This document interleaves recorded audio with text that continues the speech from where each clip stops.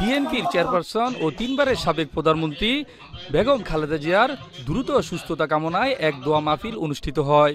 16 October বৃহস্পতিবার বিকেল 5টায় রাজধানীর দক্ষিণখানের জয়নাল মার্কেট রেললাইন সংলগ্ন এলাকায় এই দোয়া মাহফিলের আয়োজন করা হয়।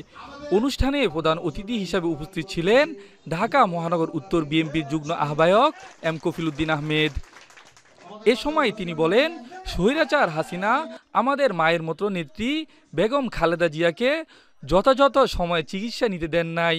আমরা আল্লাহর দরবারে দোয়া করি তিনি যেন আমাদের নেত্রীকে সুস্থতা দান করেন এবং দেশের সেবায় আবারও দেশের মানুষের মাঝে ফিরিয়ে দেন। বিশেষ অতিথি হিসেবে উপস্থিত ছিলেন ঢাকা মহানগর উত্তর বিএনপির সদস্য মোতালেব হোসেন রতন। দোয়া মাহফিলে বিএনপি, যুবদল, ছাত্রদল ও অঙ্গ সহযোগী সংগঠনের অসংখ্য নেতাকর্মীরা অংশ নেন।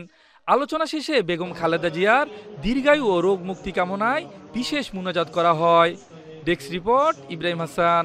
প্রতিনিধিত্ব করব, জনগণের সেবা করব, রাস্তাঘাট, বিদ্যুৎ, পানি, দেশ থেকে শুরু করে আইন শৃঙ্খলা, কিশোর গ্যাং থেকে যারা মুক্তি পায় সমস্ত কিছু উন্নয়নমূলক কাজ আমি ইনশাআল্লাহ আপনাদের সাথে নিয়ে করবো।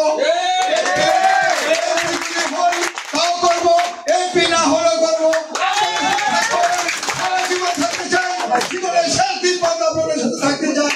আপনারা যারা এলাকাবাসী আছেন আপনারা আমার সাথে থাকবেন এই আশাবাদ ব্যক্ত করছি। আরেকটি কথা বলে যাই, এই যে আমাদের সম্পর্কের রাস্তা খুবই খারাপ, আমরা ইনশাআল্লাহ অনন্ত বিলম্বে এই রাস্তাতে আমরা করবো।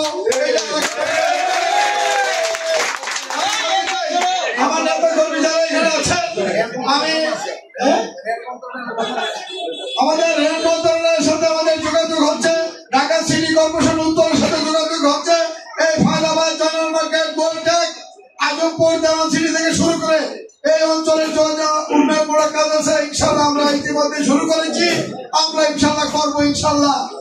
আপনাদেরকে বলতে চাই, পরিশেষে আমাদের নেত্রী সাবেক 3 বারের প্রধানমন্ত্রীর জন্য এখনই দোয়া হবে, সবাই দোয়ায় শরীক হবেন এবং দোয়ার পরে আমরা নামাজ পড়বো এবং আগামীকাল উত্তরের 7 নম্বর সেক্টরে আমরা ইনশাআল্লাহ সবাই নামাজ পড়বো। এখানে উত্তর সিটি কর্পোরেশনের যিনি দায়িত্বে আছেন আমাদের মেয়র প্রশাসক, মেয়র মহোদয়, উনি আসবেন, সেখানে আপনারা থাকবেন। এই আশাবাদ ব্যক্ত করে আপনাদের সবার কাছে বিদায় নিচ্ছি। আল্লাহ হাফেজ।